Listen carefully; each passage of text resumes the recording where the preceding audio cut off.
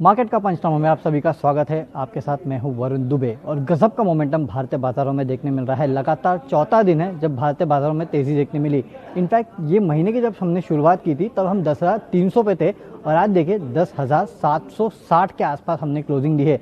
यानी कि केवल 4 दिनों में 450 पॉइंट से ज़्यादा की तेज़ी जो है वो निफ्टी दिखा चुका है। काफ़ी सारे फैक्टर्स है जो कि प्ले आउट होते हुए नजर आ रहे हैं। कहीं ना कहीं अब खबरें आ रही है कि वो जो कोविड की दवा है, आईसीएमआर ने कहा है कि 15 अगस्त तक वो भारत बायोटेक को बनाना है। इसके अलावा ग्लोबली भी अगर आप देखें तो काफ़ी सारी कंपनीज है जो कोरोना की दवा को लेके अलग अलग फेज ऑफ ट्रायल्स में है। तो कोई मान रहा है कि 2 महीने में आएगी, कोई 4 महीना, कोई 6 महीना, कोई साल भर भी मान के चल रहा है। That's a different case, but trials शुरू है, ये एक अच्छी बात है। धीरे धीरे बात की जा रही है कि अनलॉकिंग होगी। अब महाराष्ट्र से खबर आई कि काफ़ी हद तक जो रेस्टोरेंट्स है उनको शायद खोलने की कुछ शुरुआत की जाएगी। तो ये सब जो संकेत है धीरे धीरे वो कहीं ना कहीं थोड़ा बहुत मार्केट में जो बढ़त जो है उसको सपोर्ट कर रहे हैं। हालांकि दुनिया में अभी तक कोई ऐसा बहुत बड़ा बदलाव नहीं हुआ जिसके चलते हम इस रैली को जस्टिफाई कर सके। काफ़ी हद तक हाँ लिक्विडिटी है, मार्केट काफ़ी गिर चुके थे उसके वजह से चल रहे हैं। और जैसे कि मैं कह रहा हूँ कि जो अनलॉकिंग की जो धीरे धीरे प्रक्रिया चल रही है वो थोड़ा बहुत ग्रीन शूट जो है वो दे रही है। इसके अलावा जो Q1 की कंपनीज़ के अपडेट आए उसके ऊपर नज़र रखिए। HDFC बैंक बहुत बेहतरीन डिपॉजिट ग्रोथ देखने मिली, काफ़ी अच्छा अपडेट दिया। इंडसइंड बैंक डिपॉजिट ग्रोथ थोड़ी ठंडी रही लेकिन एडवांसेस वो अच्छे रहे, तो यहाँ भी थोड़े संकेत अच्छे हैं। शोभा कह रहा है कि हमारे यहाँ पास जो इंक्वायरीज़ है वो प्री कोविड लेवल पे पहुँच चुकी है, तो ये थोड़ा अच्छा है। मेरिको कहता है कि वॉल्यूम में इस बार ग्रोथ नहीं रहेगी लेकिन आने वाले क्वार्टर्स में वॉल्यूम ग्रोथ में उम्मीद कर रहे हैं और जो मार्जिन है उसमें इस क्वार्टर में सुधार होगा। नेशनल फर्टिलाइजर, NFL या फिर कोई भी फर्टिलाइजर कंपनीज देखिए, फर्टिलाइजर की जो सेल्स है वो काफ़ी बेहतर रही है।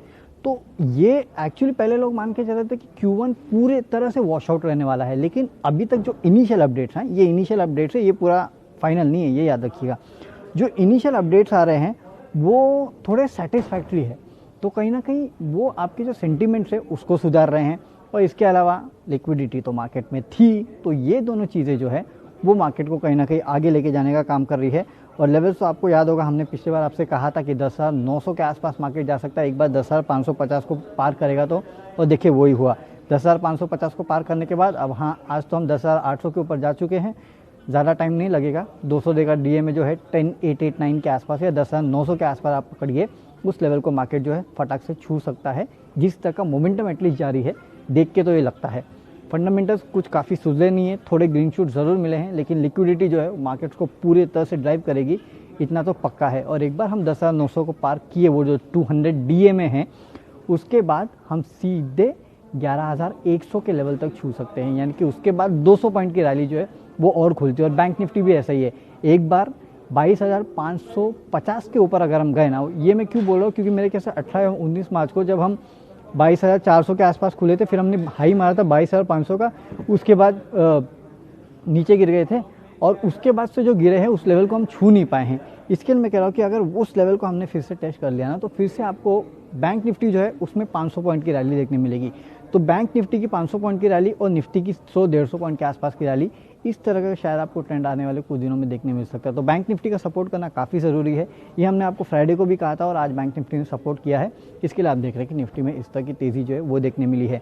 उम्मीद करते हैं कि लिक्विडिटी ड्रिवन ये जो रैली है वो आगे भी जारी रहेगी। अगर ऐसे ही ग्रीन शूट्स और भी कंपनी से देखने मिले तो सोने पे सुहागा हो जाएगा। देखते हैं किस तरह के अपडेट्स देखने मिलते हैं कंपनीज़ की तरफ से। अभी तक तो जो फीलर्स आ रहे हैं वो थोड़े ठीक ठाक है, शायद ये भी मार्केट को थोड़ा सपोर्ट करते हुए दिखाई दे रहा है। और ग्लोबल मार्केट जाहिर सी बात है, डाउ फ्यूचर्स को आप देख लीजिए, जब हम बंद हो रहे थे 350 पॉइंट के आसपास की तेज़ी दिखा रहा था। फ्राइडे को US मार्केट बंद था, सैटरडे संडे बंद था, आज खुलेगा तो तेज़ी के साथ खुलेगा, तो ये भी एक फैक्टर है जो ड्राइव कर रहा है। Let's see, hope and keep of fingers cross कि जैसे लिक्विडिटी ड्राइव कर रही है, फंडामेंटल्स भी थोड़े बहुत सेटिस्फैक्ट्री रहे हैं। चलिए सवाल जवाब का सिलसिला अब यहाँ शुरू करते हैं। ज्योति लैब्स, दीपक जिंदल पूछे कि ज्योति लैब्स पे क्या करना चाहिए। देखिए ज्योति लैब्स कंपनी मुझे ना पहले बहुत अच्छी लगती थी, नो डाउट अच्छी मुझे अभी भी लगती है, लेकिन इस कंपनी ने परफॉर्म करके नहीं दिया। FMCG स्टॉक्स को अगर आप देखें तो जिस तरह से तेज़ी FMCG स्टॉक्स में देखने मिली, ज्योति लैब्स में वो देखी नहीं गई। इनफैक्ट ज्योति लैब में तो गिरावट देखने मिली है। कुछ हद तक इस कंपनी ने डेट भी उठाया था कुछ अपने एक्सपेंशन प्लान करने के लिए, और अभी तो देखिए ये तो डिशवॉशर में भी उतर चुके हैं। कंपनी अच्छी है, प्रोडक्ट्स इस कंपनी के अच्छे हैं, मुझे इस कंपनी के प्रोडक्ट्स के साथ कोई प्रॉब्लम नहीं है, लेकिन ये स्टॉक परफॉर्म करके नहीं दे रहा है। वैल्यूएशन काफ़ी सस्ते, उस लिहाज से आप ले सकते तो लीजिए, लेकिन इसमें आपको पेशेंटली बैठना पड़ेगा। जिस तरह से आपको किसी मेरिको किसी डाबर या एचयूएल में जिस तरह से तेज़ी देखने मिली ना, शायद ज्योति लैब्स में तेज़ी आने में थोड़ा टाइम लगेगा। तो अगर आप पेशेंटली बैठ सकते हैं ना, तो आपको इस कंपनी में बैठना चाहिए। नहीं तो इससे अच्छा फिर डाबर या कोई मेरिको या एचयूएल है, जिसमें आप शायद पैसा लगाएंगे तो ज़्यादा बेटर होगा आपके लिए। ओके, अगला सवाल यहाँ पे लेते हैं। S Dhawan SBI card 550 50 shares, what is your view? Sir view एकदम क्लियर है, 550 पे लिया है, बहुत अच्छे लेवल पे लिया है, बैठे रहिए। इसके नीचे आता है तो और लीजिएगा। बेचने की इस कंपनी को आपको ज़रूरत बिल्कुल नहीं है, कंपनी अच्छी है, बने रहिए इस कंपनी में। संतोष आचार्य, डेक्कन सीमेंट क्या करना चाहिए? डेक्कन सीमेंट, आज इसके ऊपर बात हो रही थी हमारे चैनल पे, और वैसे भी देखिए, हाँ मेरे ख्याल से यतिन ने कहा है, आई डोंट रिमेंबर किसने कहा था इस स्टॉक के बारे में, लेकिन ये जो स्टॉक है इसमें आने वाले कुछ दिनों में भी शायद आपको इस तरह का मोमेंटम जो है वो देखने मिल सकते हैं। हाँ, पंड्या के फंडा में था ये काउंटर। दरअसल अगर आप देखें तो सीमेंट स्पेस में काफ़ी सस्ता काउंटर है। इसके अलावा साउथ में माना जा रहा है कि प्राइसेस हाइक हुई है सीमेंट की, तो वो जो है डबल फ़ायदा सीमेंट कंपनीज़ को दे रहा है। हो सकता है, देखिए एक बात है, लेकिन क्योंकि मानसून के टाइम पे ना सीमेंट की डिमांड होती नहीं है, ये आपको याद रखना है। लेकिन फिर भी सीमेंट कंपनीज चल रही है, क्योंकि उसके पहले काफ़ी सारे क्वार्टर में या फिर पिछले कुछ महीनों में रियल एस्टेट ठप था, तो सीमेंट की डिमांड वैसे ही नहीं थी। तो अब वो जो पेंटेड डिमांड है वो थोड़ी पिकअप होते हुए नज़र आ रही है, इसके लिए शायद सीमेंट की कीमतें बढ़ रही है। और फैक्ट्रीज बंद है तो जाहिर सी बात है कि सप्लाई तो थी नहीं सीमेंट की, तो सप्लाई डिस्ट्रप्शन की वजह से भी थोड़ी बढ़ रही है, तो वो काफ़ी हद तक इनको फ़ायदा करते हुए दिखाई दे रही है।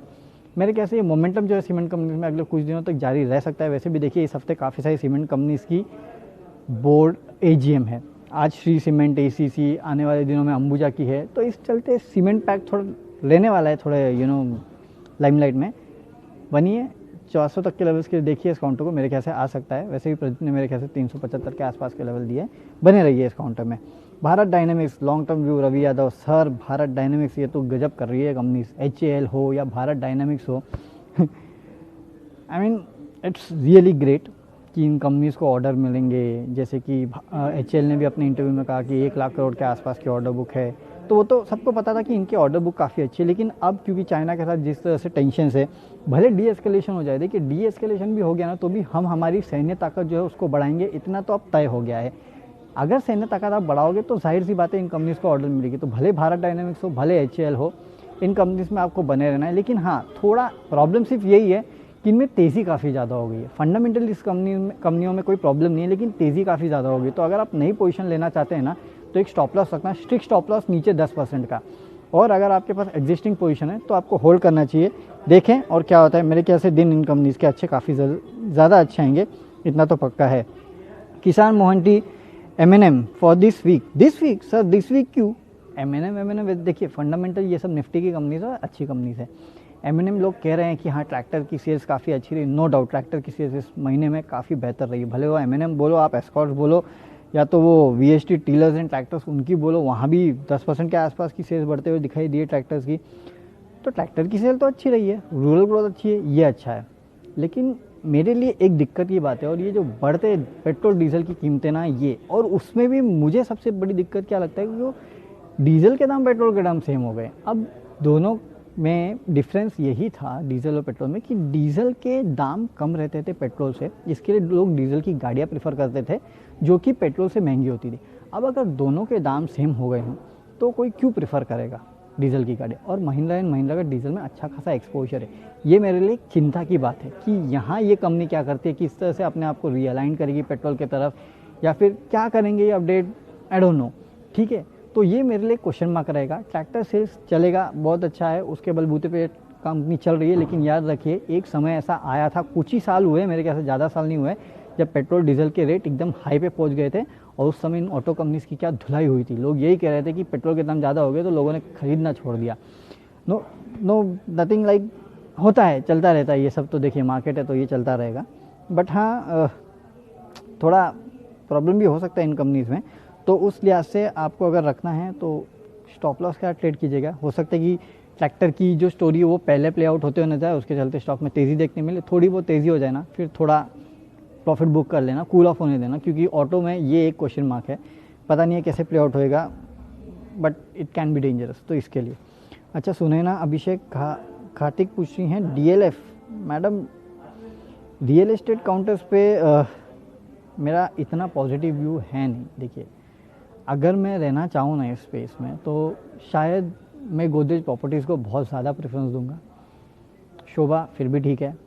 तो ये कुछ काउंटर से जहाँ रहे।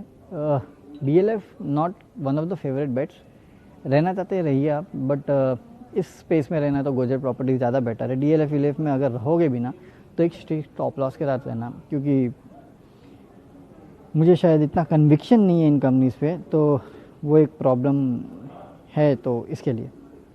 Okay, Nikhil S Torrent pharma पे पूछे हैं मिड टर्म व्यू। देखिए टोरेंट एज अ ग्रुप ही मुझे अच्छा लगता है, तो टोरेंट फार्मा तो कोई बात नहीं है, लेकिन प्रॉब्लम ये है कि अब पोर्टफोलियो चर्निंग देखने मिल रही है। देखिए निखिल जी, लोग धीरे धीरे करके ना वो फार्मा स्पेस से निकल रहे हैं, क्योंकि सब कुछ डाइजेस्टेड है फार्मा स्पेस में कि भाई आपके यहाँ कोरोना की दवाई कोई फार्मा कंपनी निकालेगी, उसको डिस्ट्रीब्यूट करेंगे, इतना प्रॉफिट होगा, इतना ये होगा वो होगा, दुनिया भर का है ना, सब कुछ डिस्काउंटेड है, सब ट्रायल कर रहे हैं, सबको पता है ना। अब तेज़ी कब आएगी? जब अब तो दवा निकल जाएगी ना, या तो स्टेज 3 के फाइनल ट्रायल में अगर कोई आ गया ना, तब इन काउंटर्स में तेज़ी आएगी। टोरेंट फार्मा वैसे भी उस रेस में है नहीं। कंपनी एज अ होल अच्छी लगती है, बने रह सकते हैं, लेकिन मेरे ख्याल से थोड़ी गिरावट आएगी ना, तो उसमें आपको इस कंपनी में अच्छे मौके हैं खरीदारी के, तब खरीदना, उससे ज़्यादा कुछ नहीं है। कंपनी अच्छी है लेकिन थोड़ा गिरने दें, गिरावट में खरीदारी के मौके होंगे। संतोष प्रभाकर भारतीय एयरटेल, वाई सच अंडर परफॉर्मेंस? देखिए सर, कोई बड़ा अंडर परफॉर्मेंस नहीं है इस काउंटर में। प्रॉब्लम यही था कि सब बोल रहे थे खरीदे, खरीदा लोगों ने, 570 580 के आसपास ये काउंटर गया है। ठीक है, तेज़ी आती है तो स्टॉक में गिरावट भी आती है ना, तो वो तो चलता है, that's a part and parcel of stock market. गिरा है तो मेरे ख्याल से आपको इससे अच्छा और क्या मिलेगा? गिरा है ले लीजिए 600 के आसपास, तो ये मेरे को हाल फिलहाल में दिखता है काउंटर के आराम से चला जाएगा उस लेवल तक, कम से कम उस लेवल तक तो जाएगा। उसके आगे भी मुझे लगता है कि उस काउंटर में, मैं तो हमेशा से आपको कहता रहा हूँ 500 के लेवल से कि ये काउंटर यहाँ से दुगना हो जाएगा। मेरे को ऐसा लगता है कि 1000 रुपये के आसपास ये काउंटर जो है वो जा सकता है। इसके लिए गिर रहा है, वेरी गुड, अंडर परफॉर्मेंस है, वेरी गुड, होने दीजिए। प्रॉफिट बुकिंग होती है निचले लेवल पे, खरीदारी करके आप बैठ जाइए, लंबे अवधि में काउंटर परफॉर्म करके जरूर देगा। चलिए अब इसी नोट पे विदा लेते हैं। जो बचे कुछ सवाल है उनका जवाब हम कल इसी प्लेटफॉर्म पे इतने ही बजे यानी कि 3:30 बजे देंगे आपको। साथ ही साथ कल मार्केट्स को कैसे ट्रेड करना है, सुबह 7 बजे हमारे साथ जुड़ेगा तो बताएंगे ग्लोबल क्यूज़ कैसे हैं और इंडियन मार्केट को कैसे ट्रेड करना है और कौन से इंपॉर्टेंट लेवल्स है जहाँ पे आपको नजर आनी है, ये भी कल सुबह 7 बजे बताएंगे। तब तक के लिए सी यू, गुड बाय।